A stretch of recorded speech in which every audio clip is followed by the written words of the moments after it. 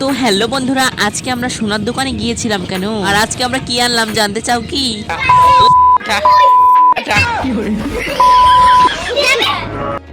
তো চলিয়ে শুরু কর। ওরে বাবা, এই মেয়েটা আমার উপরে এত রেগে গেছে কেন? ও মা, বাঁশঝাড়ের ভেতর অমূল্য রতন, কি ছিল সেই ঘটনা?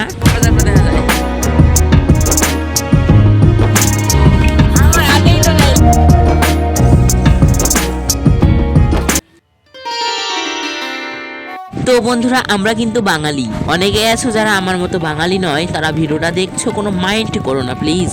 তাই আমাদের সকালে ব্রেকফাস্টেও ভাত, দুপুরে লাঞ্চেও ভাত, রাত্রে ডিনারেও ভাতই চলে। তো যাই হোক বন্ধুরা, আমি মিঠু তোমাদের সঙ্গে নিয়ে চলে আসলাম আবার একটা নতুন ব্লগ ভিডিও। আজকের ভিডিও টপিকটা হলো, ভিডিও টাইটেল থাম্বনেল দেখে তোমরা বুঝেই গেছো বন্ধুরা, বেশ কয়েকটা টপিকের মধ্যে, যেমন সোনার দোকানে গিয়েছিলাম আমরা, আজকে কি আনলাম সেখান থেকে, আর আমরা গিয়েছিলাম হচ্ছে বাঁশঝাড়ের ভিতরে অমূল্য রতন, আর আমার সঙ্গে একজনের ঝগড়া লাগলো।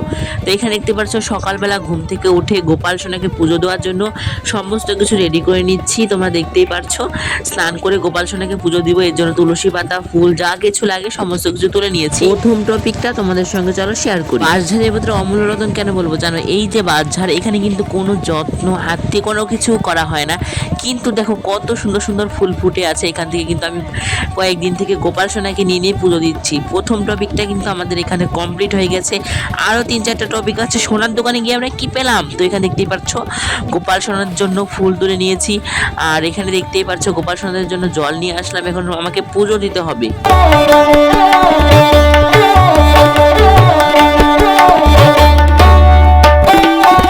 বন্ধুরা, তোমরা দেখতে পেলে তোমাদের সঙ্গে জাদু করে গোপাল সোনাকে পুজো দেওয়া কমপ্লিট হয়ে গেছে। এখন হচ্ছে আমরা খাওয়া দাওয়া করবো, কিছুক্ষণ পরে যাব পরের টপিকে। এখানে দেখতে পাচ্ছ গোপাল সোনাকে পুজো দেওয়ার কমপ্লিট যাওয়ার পরেও আমার বাইরে কিছু গোপাল ঠাকুর আছে, যেরকম শিব ঠাকুর, তুলসী মঞ্চ, সেখানে জল ফুল দিয়ে নিয়েছি।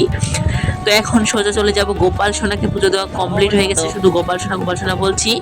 এদিকে হচ্ছে এখানে প্রসাদটা নিয়ে, এখন গ্রীষ্মা এসেছিল আমাদের বাড়িতে পুজোর সময়, এর জন্য ভাবলাম ওদের বাড়ি গিয়ে ও বই পড়ছে দেখি, ওখানে গিয়ে ওকে ফুল বলছি কেন, প্রসাদ দিয়ে আসলাম। আর এখন আমি খাওয়া দাওয়া কমপ্লিট হয়ে গেছে।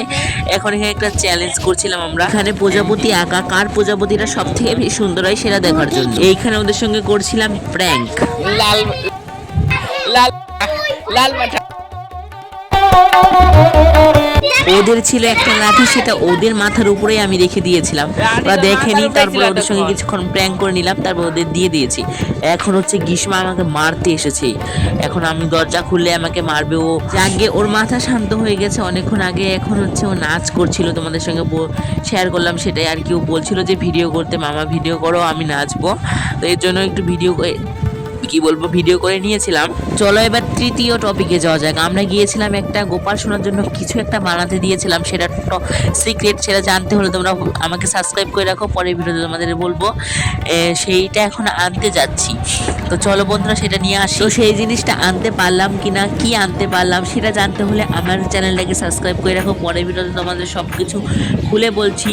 তো এখন হয়ে গেছে সন্ধ্যা বন্ধুরা, তোমাদের সব কিছু বলবো, তোমরা আমাকে সাবস্ক্রাইব করে রাখো। সন্ধ্যা হয়ে গেছে, এখন চলে এসেছি বাড়িতে আসার পরে এখন আমি গোপাল সোনাকে পুজো দিব। গোপাল সোনার জন্য একটা জিনিস নিয়ে এসেছিলাম, কি বলবো, আগে ছিল আঙুর, আর এখন নিয়ে এসেছি লাড্ডু। তো সেটা দিয়ে গোপাল সোনাকে পুজো দিলাম। আজকের মতো ভিডিওটা এই পর্যন্তই।